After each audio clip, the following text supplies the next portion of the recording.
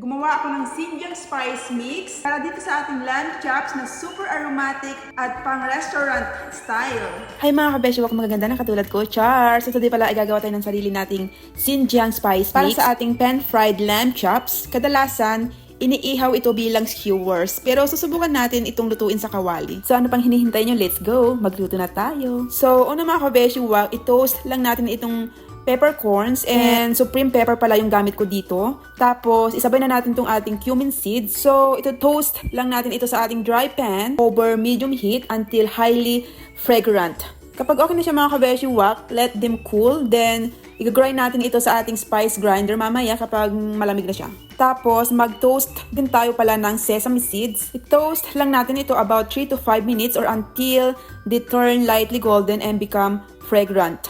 At dito pala sa ating bowl mga kabeshiwak, naihanda ko na yung iba pang ingredients natin. Naglagay na ako ng garlic powder, ginger powder, fennel seeds, salt, konting MSG at ang ating toasted sesame seeds. Ngayon naman, i-grind na natin itong toasted peppercorns and cumin seeds para mas maging pino at mas madaling kumapit sa lamb chops natin. Grabe ang bango ng spice blend na ito mga kabeshiwak, as in humahalimuyak sa buong bahay. So, i-mix lang natin ito hanggang sa magkahalo-halo na silang lahat dyan. So, i-pat dry lang natin itong lamb. Tapos, sprinkle at i-rub natin ito ng mabuti para talagang kumapit lahat ng flavor, ganun. So, dapat fully coated siya, every side, every edge, walang kulang. Mas maraming spice, mas masarap at mas aromatic ang magiging resulta, ganun. Kapag mainit na po yung mantika sa ating cast iron pan, ready na tayo magluto ng lamb chops. I-sear lang natin ito para mag-lock in ang juices at maganda ang crust. I-sear lang natin ito mga kabeshiwak, each side for about 3 to 4 minutes. Depende sa kapal hanggang maging golden brown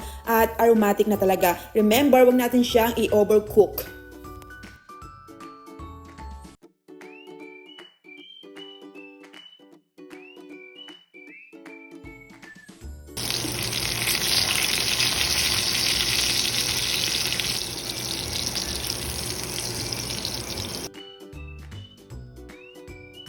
So ito na mga kabeshiwak ang ating niluto na lamb chops with Xinjiang Spice Mix. Ano pang hinihintay nyo? Taste test!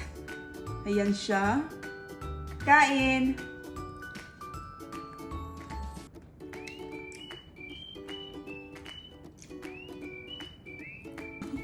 Grabe ang sarap nyo mga kabeshiwak.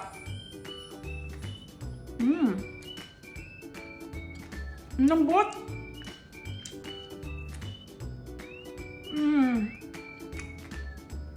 Grabe. It's so good. Ang sarap niya. Grabe mga kabeshiwak. Unang kagat pa lang, yung kanyang lasa, napaka-deep and flavorful, ganun. Parang smoky, earthy, at slightly naming na ewan, pero in a good way naman. Yung ating lamb chop, super juicy pa rin siya kahit fried siya. Tapos itong Xinjiang mix natin, kumakapit talaga siya dito bawat kagat. Naku mga kabeshiwak, kapag matitikman nyo to, siguradong makakalimutan nyo ng mga sakit at hinagpis dyan sa puso nyo. Charot.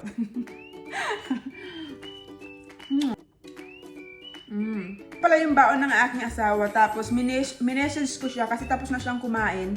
Kinumusta ka kung kumusta yung lasa, sabi niya excellent daw. O diba?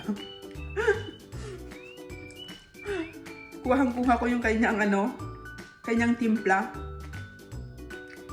Kawawa yung buto sa akin.